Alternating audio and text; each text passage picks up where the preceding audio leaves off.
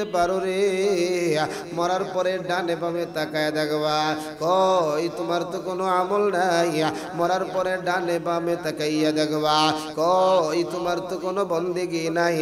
ডানেও তুমি যখন তাকাইবারে যুবক, ডানে তাকাইয়া দেখবা মিথ্যার গুনাহ, বামে যখন তাকাইবা দেখবা হারামের গুনাহ, সামনে যখন তাকাইবা দেখবা পরনিন্দার গুনাহ, পিছনে যখন তাকাইবা তখন জিনার গুনাহ।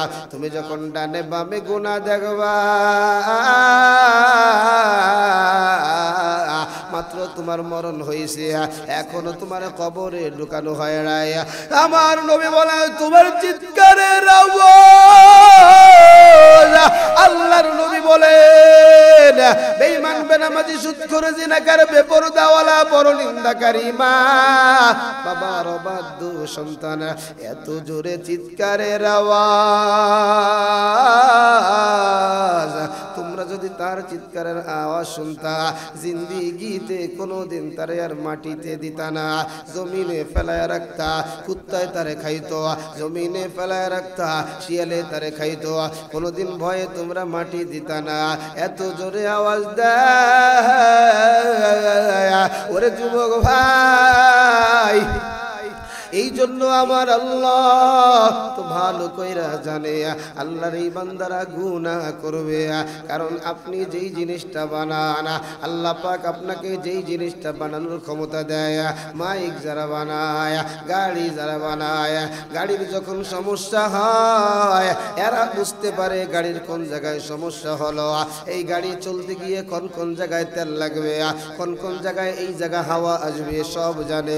ও যুবক ভাই, আল্লাহ তোমারে আবারে বানাইছে, আল্লাহ কিন্তু তোমার আমার পার্টস পাতি সব খবর জানে। আমার হাতে কি চায়, আমার চোখে কি চায়, আমার জবানে কি চায়, আমার নাকে কি চায়, আমার কলবে কি চায়, আমার লজ্জাস্থানে কি চায়, আমার পা কি চায়, সব আমার আল্লাহ জানে রে যুবক জানে।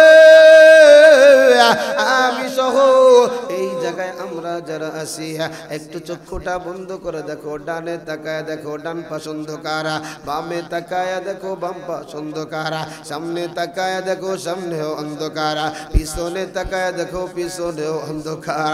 আয় আল্লাহ কেমনে থাকবো ওই কবরে, মৌলা যদি মাফ না করে আমারি, কবর হইল ছোট্ট একটা মাটির ঘর, ওই কবরে থাকতে হবে জীবন ভর। ও যুবক ভাই, আল্লাহ জানে তোমার মনে এই গুনাহ চায়, তোমার হাতে এই গুনাহ চায়, তোমার জবানে এই গুনাহ চায়। এই জন্যই তো আল্লাহ দামি দামি দামি দামি কিছু রাত আল্লাহ আমার দিছে। ওরে যুবক ভাই, আমগো যেমন দুইটা ঈদ আছে,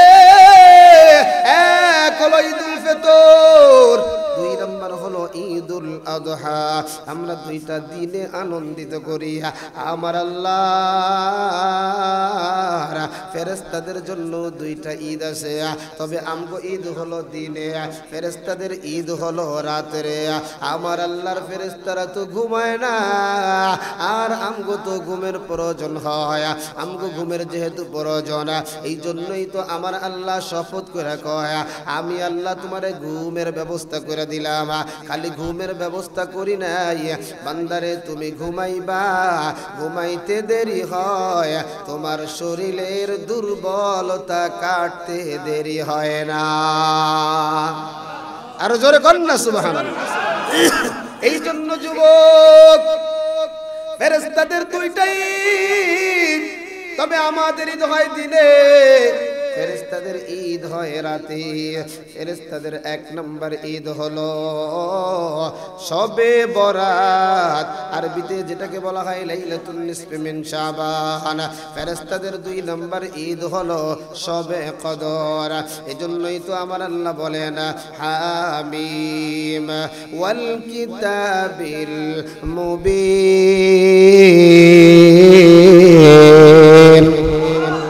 ইন্না আনজালনাহু ফি লাইলাতিন মুবারাকা ইন্না কুন্না মুনজিরিন।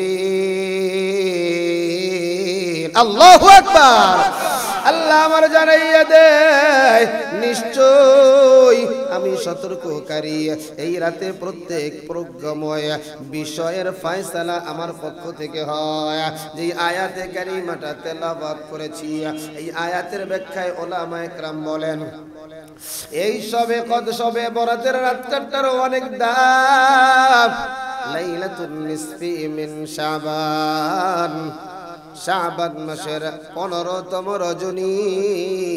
এই রাতের অনেক দাম রে ভাই, কারণ এই রাতের ইতিহাস গাটাগাটি কইরা দেখি কত মুৎখররে আল্লাহ এই রাতে মাফ করে দিছে, কত জিনাকাররে আল্লাহ এই রাতে মাফ করে দিছে, কত গুনাহগাররে আল্লাহ এই রাতে মাফ করে দিছে, কত নেমক হারাম রে আমার আল্লাহ এই রাতে মাফ করা দামি বানাইয়া দিছে। আল্লাহর একজন দামি একজন গোলাম ছিলেন, বড় দামি একজন গোলাম। এমন কোন গুনাহ নাই আল্লাহর বান্দা করে নাই। যত লাইনের গুনাহ আছে সব আল্লাহর বান্দা করছে। আল্লাহর বান্দা মাফ কেমনে হবে, কেমনে পাবে, চিন্তার টেনশন। এক আল্লাহর ওলির কাছে যাওয়ার পর আল্লাহর ওলি ডাইকা বলে রে ভাই আমার আল্লাহর মতো দয়াময় কেউ নাই, কেউ নাই। কারণ এই কথা তো আমার আল্লাহ বলছেন লা তাকনাতু মির রাহমাতিল্লাহ ইন্নাল্লাহা ইয়াগফিরুয যুনুবা জামিআ। আল্লাহ বলছে বান্দা ভুল করবি আমি জানি, গুনাহ করবি আমি জানি, এরপরেও আমার রাস্তা থেকে দূরে চলে যায় না। এই জন্য যুবক এ কলিজার টুকরা বুড়া বাবা কে কয়দিন বাঁচে জানি না। আজকে আমরা শাবান মাসের 14 তারিখ 2025-এ পেয়েছি, 2026-এ শাবান মাসের এই তারিখটা আমরা পাবো কিনা এইটা জানা নাই, এইটা আপনারও জানা নাই। সুতরাং যেহেতু আল্লাহ পাক বলেছেন তুমি তোমার হায়াতটাকে মূল্যায়ন করো, তুমি তোমার মরার আগে এই জন্য হায়াতকে মূল্যায়ন করবা। কারণ এই জীবনে যা করবা মরার সাথে সাথে তাই তোমার সাথে যাবে রে ভাই। মরা যখন সব আমল বন্ধ হয়ে যাবে, নবী আমার বলেন শুধুমাত্র 3টা আমল জারি থাকবে। আমার মুসল্লি ভাই ও বাবারা একটু কানটা খুলে শুনে নাও রে ভাই। আরে ইমাম আর মুসল্লিদের সাথে তো একটা সম্পর্ক, এইটা আমার আল্লাহ তো নবীর মাধ্যমে জানায় দিছে। ও যুবক ভাই, এই জন্য যখন দেখি পরিচিত কাছের মানুষ যখন ঠিক মতো নামাজে আসে না, কেউ যখন অসুস্থ হয়ে যায়, বড় পেরেশান হয়ে যায়, বড় টেনশনে পড়ে যায়, ওই ব্যক্তিটা একটা ওয়াক্ত নামাজও সারে না, ওই হাজী সাহেব একটা ওয়াক্ত নামাজও সারে না, ওই মুসল্লি একটা ওয়াক্ত নামাজও সারে না। আজকে 2টা দিন দেখতেছি না কি যেন হয়েছে। আজবা কোন সময় কার কি হয়ে যাবে রে কেউ জানে না, জানে আল্লাহ। এই জন্য হওয়ার আগে আগে আমাকে তোমাকে ক্ষমা করে নিতে হবে, ক্ষমা চাইয়া নিতে হবে। আজকের রাত বড় দামি রাত। প্রতি লাইলাতুন নিসফি মিন শাবান 14তম 15তম রাত্রে শাবান মাসের 15তম রাত্রিতে আমরা এই আল্লাহর ঘর মসজিদ আল মদিনা মসজিদে দীর্ঘ সময় আল্লাহ পাকের নিয়ামত নিয়ে বয়ান করিয়া নিজের গুনাহগুলোকে স্মরণ করিয়া তওবা করিয়া পাগলের মতো কান্না করিয়া আমরা যদি কান্না করি অনেকে আবার হাসে। ও ভাই সামান্য একটা জিনিস চিন্তা করেন, আরে ধরেন আপনার ঘরে কোনো খাবার নাই, আপনি আপনার পেটটাকে সান্ত্বনা দেওয়ার জন্য আপনার যদি আশেপাশে কোনো টাকাওয়ালা থাকে রে তার কাছে আপনি গিয়ে কান্না করেন দুটা মুঠা ভাত খাওয়ার জন্য কয়েকটা টাকা। আরে অনেক সময় আমাদের মসজিদেও আসে, আইসা বলে হুজুর 2 দিন ধরে পরিবারে কিছু খায় না, একটু কিছু টাকা উঠায় দিয়ে না। দেখি চোখের ভিতরে পানি। ও ভাই মনে রাখবা, বাংলাদেশের ইতিহাসে এমন আছে 12 দিন পর্যন্ত না খাইয়াও মানুষ বাঁচছে। ওরে আমার ভাই, এই দুনিয়া না খাইয়া বাঁচা যায়, কিন্তু ওই কবরের শাস্তি কিন্তু সহ্য করা যাবে না। এই জন্য আজকের রাতে 7:30 থেকে আজানের একটু আগে বা একটু পর থেকে নিয়ে আমাদের মসজিদে 1-1.5 ঘন্টা পাগলদেরকে নিয়ে আলোচনা হবে। এর যুবক পাগলেরা এমনি কাঁদে রে, এমনি কাঁদে।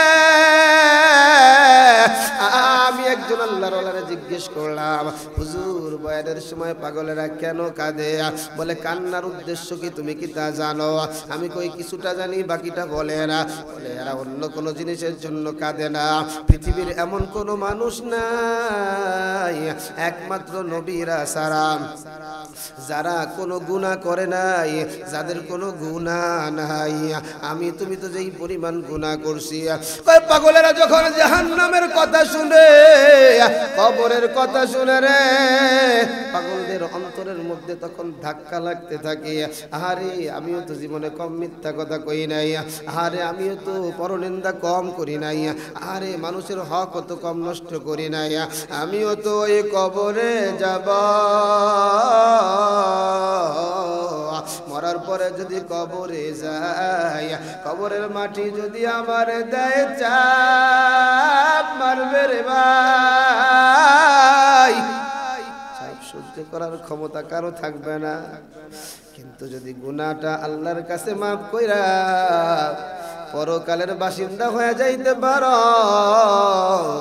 তাহলেই আল্লাহ তোমারে দামি বানায়া দিবে। এজন্য আজকে রাতে আমাদের এইখানে আলোচনা হবে। আমরা যারা উপস্থিত আছি আমরা থাকবো তো।